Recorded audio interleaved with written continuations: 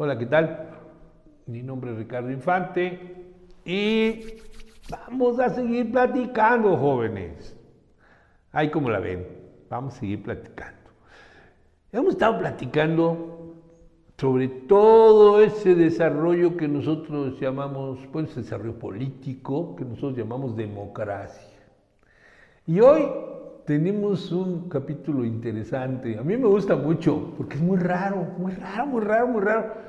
Yo, pues ahora hurgando para poder platicarles a ustedes cosas sobre la democracia, sobre la historia de la democracia, me encuentro este capítulo rarísimo, que en mi vida lo había oído mencionar y es importantísimo. Esto se llama, es un fenómeno que ellos dan en llamar la mancomunidad polaco-lituana. Es decir, Polonia y un país báltico, que Polonia es un país bastante grande, y Lituania, que no era muy grande, era un gran ducado, que estaba a orillas, a orillas del Báltico, y un día deciden unir sus destinos. Fíjense, dos entidades geográficas, uno, aunque sea un ducado, pues era un país, se hablaba un idioma, gente de determinado origen, báltico. Bueno, se juntan un país eslavo con un país báltico y se hacen un solo país y le ponen Mancomunidad Polaco-Lituana. Esto sucede en 1569, pleno Renacimiento. Estamos hablando del Renacimiento. Y entonces se le conoce en el medio histórico como la República de Dos Naciones. Ya quedamos. ¿Por qué? Entre estas dos Naciones Unidas había 1 millón de kilómetros cuadrados, es decir, la mitad de lo que mide México, que para ser un país europeo es inmenso.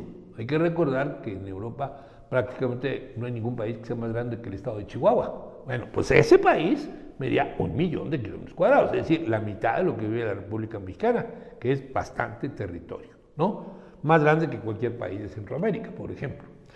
Bueno, entonces llegó a tener 10 millones de habitantes. Pero no crean ustedes que todos los habitantes eran polacos o lituanos, no.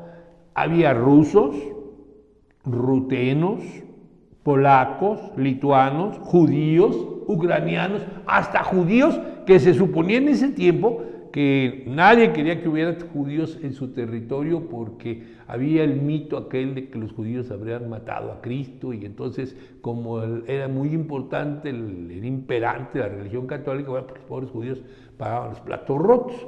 Hay que recordar que claro que Hitler mató 6 millones, pero hay que recordar que Jesucristo pues era judío y estaba sujeto a las normas judías, y sí, pues, es decir, si fue un tribunal judío el que lo condena, el mismo romano, ¿recuerdan ustedes que dicen, no, yo me lavo las manos, ¿no? Yo no lo condeno, yo no, porque no lo veo culpable, pero pues sus gentes, y ahí eso hizo que los pobres judíos se las vieran negro el resto de su vida. Eso, y que siempre han sido muy buenos para los negocios, y eso no se los perdona a nadie, porque se dedicaban a la usura, y bueno. Y entonces, ¿qué pasó? Este sistema político, ellos le dan por llamarle la libertad dorada. ¿En qué consistía? Consistía en que iban a ser una república. Pero en esa república, no crean ustedes que era una república como la romana, una república o democracia estilo griego. No, era una república en donde los únicos que votaban eran los nobles, los que eran propietarios de tierras. Pero resulta que en este lugar el 10% de la población eran nobles, eran propietarios de tierras, eran terratenientes, eran señores feudales. El 10% de la población. Y entonces, ¿qué es lo que hacen? Dicen, vamos a hacer una serie de leyes y de normas para que este sea un país institucional. No va a ser un país de capricho, como todos los demás países de Europa en ese momento, que lo que decía el rey, o lo que decía el papa, no. Vamos a ser un país de instituciones. Y además, somos creyentes, pero el gobierno es laico. O sea, aquí tenemos que opinar sobre las políticas. ¿Y qué vamos a hacer? ¿Vamos a tener un presidente? No. Vamos a tener un rey. Pero ahí les va lo chistoso. Resulta que el rey no tenía que ser polaco. El rey no tenía que ser lituano. Podía ser de cualquier nacionalidad. Y el rey lo traían para que gobernara como si fuera un presidente. Es decir, el rey no podía tomar decisiones porque se le daba la gana, como le hacían los demás reyes, que eran déspotas, ¿no? Algunos se llamaban déspotas ilustrados porque eran cultos, pero vaya, la mayoría nomás eran déspotas caprichosos, ¿no? Y algunos decían, como Luis XIV, el rey de Francia, el Estado soy yo. Aquí no hay nada de que los estamentos, que el Estado es el pueblo, el territorio y el gobierno. No, aquí no hay más Estado que yo. Así, y se acabó. Bueno, aquí se va a combatir esto. Dice, no, señor. Aquí los que tenemos el dinero y mantenemos el país, somos los que generamos riqueza y empleo, somos los que vamos a decir cómo se hace. Y vamos a tratar bien a los ciudadanos y el rey va a gobernar como si fuera un presidente. Y si abusa, hay una cláusula en su contrato, el contrato que lo trae como rey, que dice que tenemos derecho a rebelarnos. Fíjense, estaba instituido que si el rey se pasaba de vivo, se pasaba de tueste, el pueblo tenía derecho a rebelarse y no estaba cometiendo ninguna falta. No estaba cometiendo un delito, no cometió una falta cívica. Muy bien. Esto trajo consigo que se hiciera un país muy poderoso, con mucha riqueza, se desarrolló a todo dar y, desde luego, empezó a tener guerras con otros países. Pero ganó. La primera guerra que tiene es con Suecia y salen ganando. La segunda guerra que tiene se enfrenta a una rebelión que arman los cosacos que vivían en el territorio aquel en contra del gobierno y ¡pum!, los paran en seco a los cosacos, que eran bravísimos, ¿no? Y tienen un ejército tan poderoso que cuando los musulmanes invaden Europa y llegan hasta Viena, o sea, al centro de Europa llegaron los musulmanes, los turcos. Los turcos llegaron hasta el centro de Europa y sitiaron Viena. Iban a tomar la ciudad de Viena. ¿Y qué creen? Le piden auxilio a esta coalición de dos repúblicas, a esta república de dos naciones, y mandan a la caballería. Era una caballería muy especial. Eran soldados de caballería con sus espadas, con sus lanzas, tal. Pero ¿qué creen? Traían alas. En su uniforme tenían unas alas, como si fueran ángeles. Y entonces cabalgaban y las alas hacían así.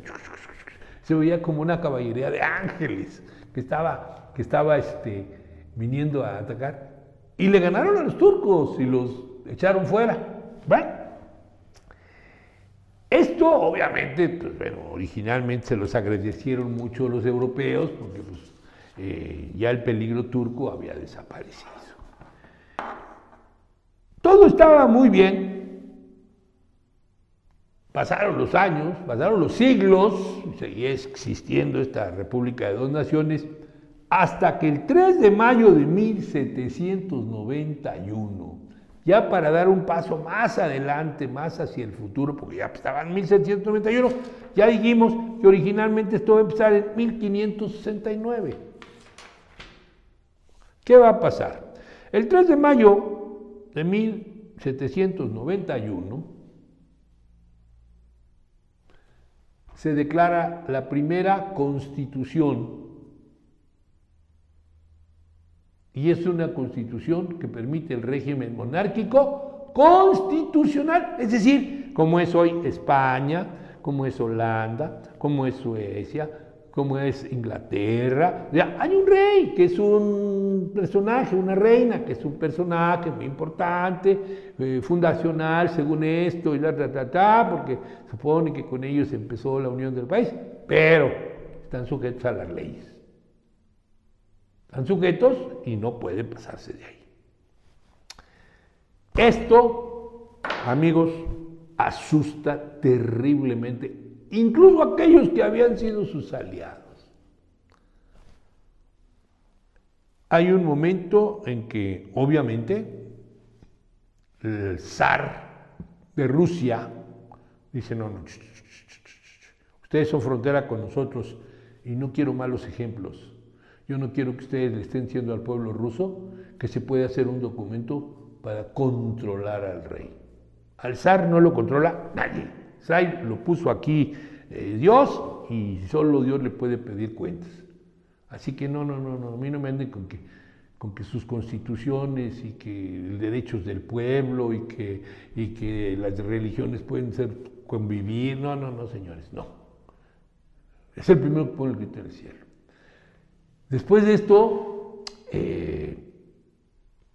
los mismos austriacos a los que ellos habían salvado, el mismo régimen austriaco, se pone en contra de ellos y les declara la guerra. Y finalmente van a ser los alemanes. Entonces todavía no existía Alemania como país, pero sí existía lo que se conoce como Prusia. Prusia es una región báltica de Alemania. Entonces, Prusia es la base de lo que después va a ser Alemania. Alemania no va a existir hasta 1871, después de la guerra franco-prusiana. Entonces, Alemania no existía como país, pero Prusia sí. Entonces, Prusia también le declara la guerra.